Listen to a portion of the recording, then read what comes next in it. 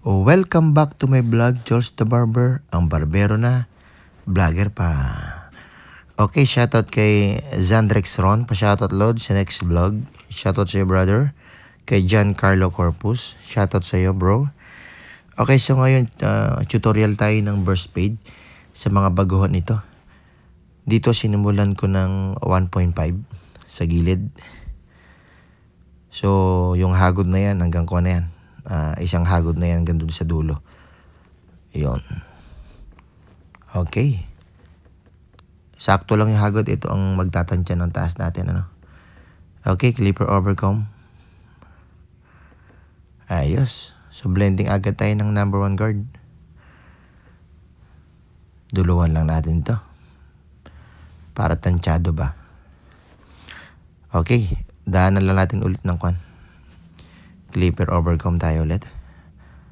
Okay, ngayon lining na agad tayo. Itong first guide natin sa ilalim, KMA 2299. Talim talaga nito. Okay, line up agad tayo sa temple. Meron kayang pick nito. May mga nababalitaan akong peke na KMA ay hindi raw masyadong matalim. Okay, so dito halfway lang tayo ng open lever. Halfway lang. Para matansya natin at di mabigla itong pagtaas.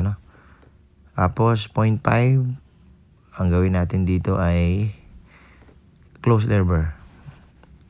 Blending na tayo hanggang saan makukuha natin dito sa kwan. Sa gilid, Pag hindi kaya, pag wala nakukuha, o open lever tayo. Ganoon lang yun. Okay, close tayo dito, blending tayo. Okay, kung papansinin nyo, yung buhok ng kliyente natin, medyo parang madumi na maalikabok. Dahil galing sa trabaho ito ay sipag na bata nito. Okay, so pansinin nyo medyo nagbe-blend na siya.